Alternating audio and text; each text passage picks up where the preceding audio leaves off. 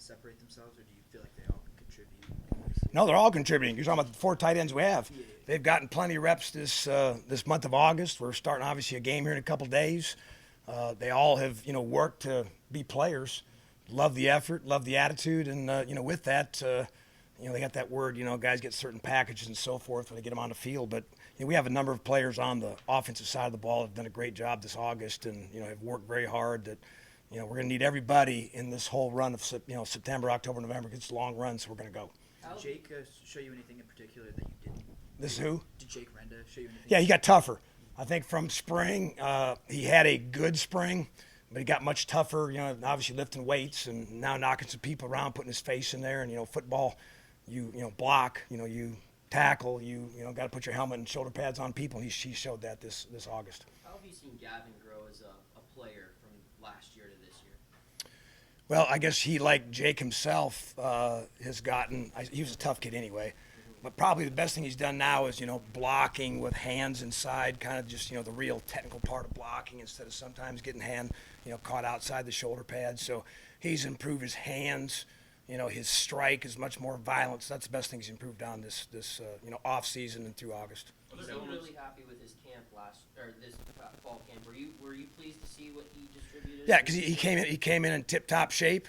It's always good when you're in shape because it shows you've worked. So he worked. He's in good shape, so he's able to get himself through the practices. And, the tight ends did a nice job this August of, fighting through bumps and bruises. They're not getting hurt. They're not in the injury report. They're out there damn playing football and showing some toughness. And that's what this game's about, and they displayed that, which, good for them. Are there elements to the way that tight ends can be used in this offense that you're coaching now that might be different or more advanced because of the tight end room that you guys have this year?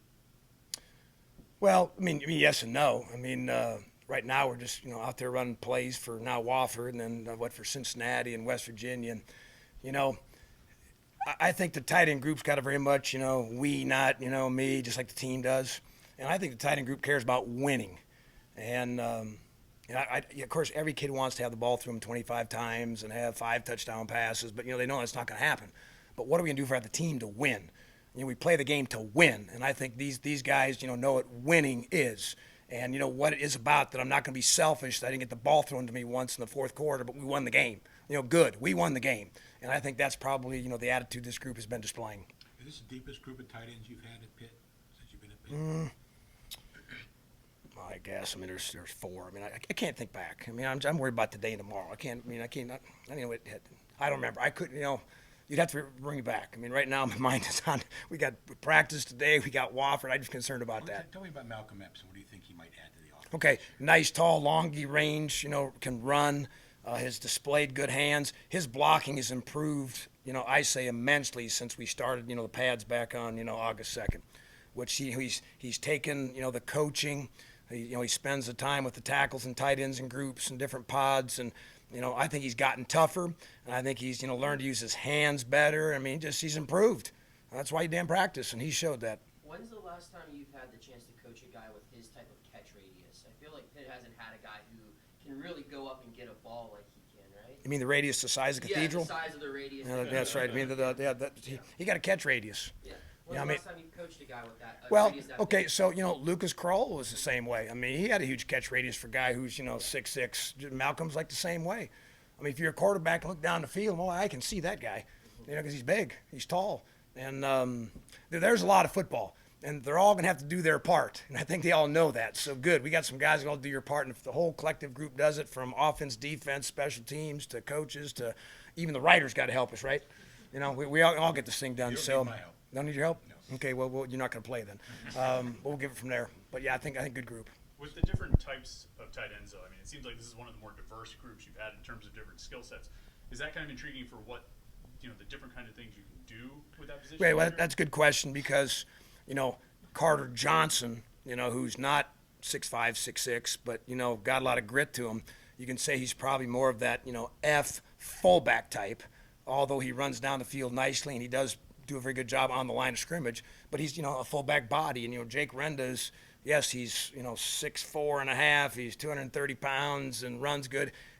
he got receiver skills too. Good for him, but he's also showed toughness. And then, Gavin has been putting his face on people, and Malcolm has gotten tougher, and, Malcolm gets down the field. So, yeah, there's 4 guys. But the thing about football nowadays, all it takes is one guy gets a sore shoulder, one guy, stubs his big toe, and you lose 2. I mean, so depth is important for, all football teams in America from here on out. Talking about versatility there, does that allow you, when you're in offensive coaches meetings and you guys are going over elements to the offense that you can install, does that say, like, hey, this is something we couldn't do last year, like with Carter's versatility, increased versatility this year? Are there things that you can say, hey, let's add this wrinkle to this formation or this play or this concept? Well, I mean, that's happening to all football teams across America. You've had August to practice. Now what is our identity after we've started? Okay, where are we now, now getting into games? But that goes for all positions. Running backs, what's our depth? Receivers, what's our depth? What can quarterbacks do? What kind of throws can they make? What can tight ends do? So that's our job then to mold, what direction, can we go? Who really are we? And I think, the offense, I'm speaking for the offense. The offense had a solid August. Well, good for us. Now it's time to put it to test, because now we're going against like different people in different jerseys and different colored helmets that look funny. So go get them. Tim, because of that diversity, can we see snaps vary based on different matchups? You mean like put 5 tight ends on the field at one time? No, but use different guys in different games because of the matchups that they. Is that what you want to do? I'll suggest that to Coach Sig at 1 o'clock if that's what you want. So I'm going to use this suggestion. Sure. But again, if we're going to be decide, we're going to put 3 running backs in the game and focus on them, well then good. If that's what we're going to do, that's what we're going to do. I'm back to saying at least the tight end group understands we've had a good camp. We've done a nice job in August, and yeah, we want to be selfish, but I think our players want to win. And they just coach, what's it going to take to win today? Okay, good. That's what we're going to do. If we have to run the ball every snap, and they're going to do that. And I kind of like those guys because they're not selfish. They're team players, and that's good. Is that something you recruit, or is that something that has just become part of? No, I think that when you walk in the door of that front down the stairs. I think Coach Narduzzi, I've been with him for a while. That's like the culture we have here. I think kids walk in the front door every day, want to come to practice. They want to lift weights. They want to meet. They like that.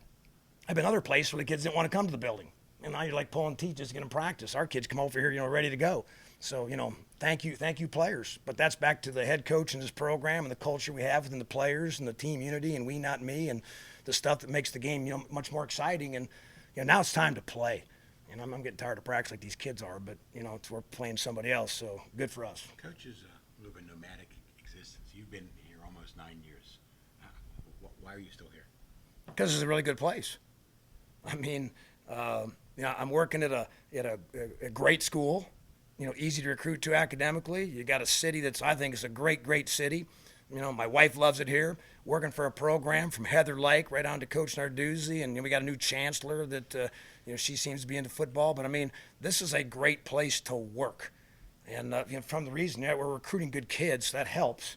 But just the culture, the atmosphere, and the environment. You just feel winning. Winning's good. Why would you want to leave winning? Just keep here and keep working hard and keep winning.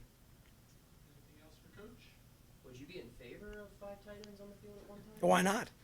That's those 4 and me. Okay. That's 5, right? Huh? I have a year of eligibility left. All right. No. Pay money to see that. You would? Yeah. You'd be surprised. All good?